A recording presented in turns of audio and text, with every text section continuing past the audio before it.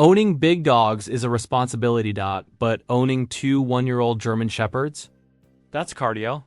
That's chaos. That's living with two furry velociraptors who wake up every morning like they just drank espresso and chose violence. At the time, I lived in an apartment, which meant if I didn't give them a proper outlet for their energy, my couch would pay the price. So every morning, painfully early, I'd drive them to this massive open field next to a nearby college. It was huge, empty, quiet. The kind of place where the wind moves through the grass. And you can actually hear birds instead of traffic. Other dog owners used it too. It was unofficially known as the Zoomy Field. And I was careful. Always. Harnesses stayed on. Leashes clipped to the handles for quick access. I only went early when no one else was around. My dogs had solid recall. If I called them, they came. Immediately. Because here's the thing about big dogs, especially German shepherds.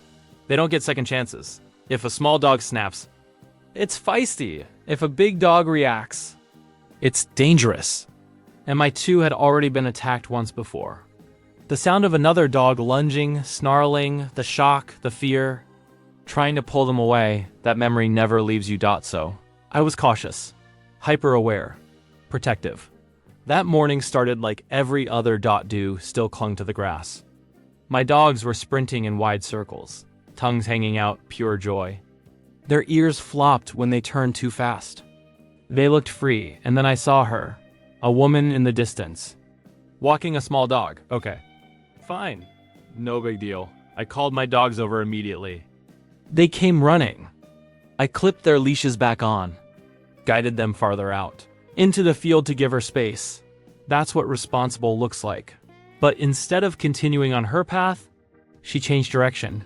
Toward us. At first I thought maybe she just needed to pass by. But no, she kept walking directly at us. Her dog, a pug, was already barking. That sharp, frantic, high-pitched yapping that drills into your skull. My dogs stiffened. Their ears went up. Their tails lowered slightly. Not aggressive, nervous. I felt my stomach drop. Hey, I called out, trying to stay polite. Could you not come closer? They get nervous when other dogs bark at them. She didn't stop, didn't slow down. The pug was losing its mind now, choking itself on its leash, trying to get at us. My hands tightened around my dog's leashes. I could feel their muscles tense. Feel the anxiety traveling down the line into my grip. Ma'am. Please don't approach. I tried again. That's when she finally spoke. Well, she said, her voice dripping with that condescending suburban superiority. Since you're letting your dangerous breed run around without leashes, I guess it should be fine if I let mine run around too. For a second, I genuinely thought I misheard her. Dangerous breed. We were in a massive, empty field. No one around. I had already leashed them. I had moved away. And she was accusing me? My ears were ringing. It's amazing how fast embarrassment hits. How your brain goes. Am I in the wrong? Did I do something wrong? Meanwhile, her pug was still barking like it was auditioning for a horror movie. My dogs were trembling now. Not aggressive, anxious. Traumatized dogs don't need much to trigger, and she just stood there, smirking. Provoking. My throat tightened. My face felt hot. I hate confrontation. I'm not the argue in public type. I'm the replay it in my head for 3 days type. So I did what I always do. I retreated. I walked my dogs back to the car. They looked confused. We'd been there 10 minutes. 10. Their energy still buzzing under their fur. They didn't understand why playtime was over. I loaded them into the back seat. Closed the door. And then I broke. Tears. Hot. Frustrated.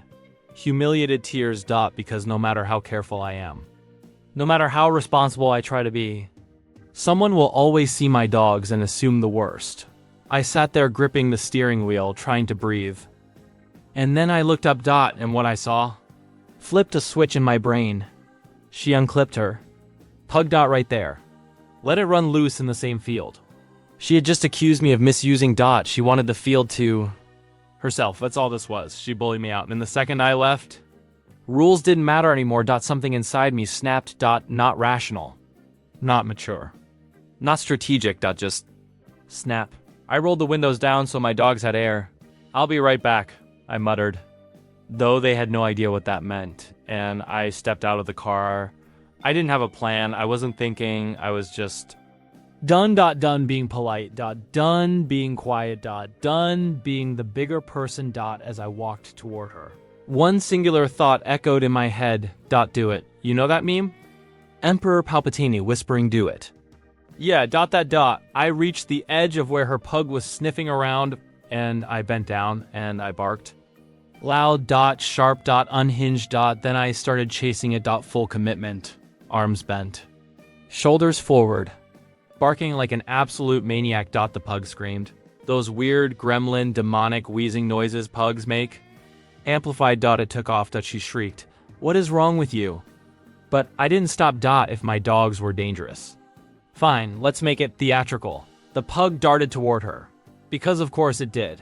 And in its panic sprint, it ran directly between her legs, and she tripped, hard, it was like slow. Motion, arms flailing. A gasp, then down, flat on her back.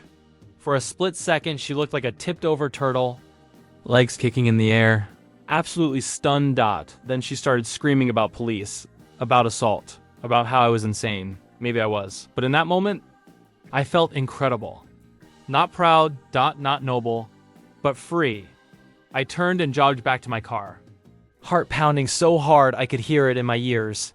I got in, looked at my dogs, and started laughing, deep, relieved, slightly unhinged. Laughter, we drove off, got pup cups, and instead of the field, I took them on a regular neighborhood walk. They pulled like freight trains. My arms probably looked like overcooked noodles, but I didn't care. For once, I didn't feel small. I didn't feel bullied. I didn't feel like I had to apologize for existing. Was it mature? No, was it my finest moment? Probably not. But after years of swallowing retail rage, biting my tongue, being overly accommodating because I own big dogs, that morning, I barked back. The image of her flailing on the ground lives rent-free in my head, not because she got hurt, but because, for once, she experienced exactly what she tried to create, chaos, embarrassment, loss of control. She wanted to intimidate me, she wanted to claim dominance over an empty field like some HOA-appointed sheriff of grass, instead. She got outplayed by a 30-pound pug and a woman who finally stopped being polite, and the best part? My dogs never did a single thing wrong. They just got their pup cups and went home, justice served. With whipped cream, sometimes karma isn't grand, sometimes it's small, petty, a little unhinged, but sometimes that's enough. Because standing up for yourself, even imperfectly, can feel like reclaiming a piece of your power. If this story made you laugh, gasp, or whisper, do it under your breath, hit that like button. Tell me in the comments, what's the pettiest revenge you've ever witnessed? And of course, subscribe for more stories where karma shows up.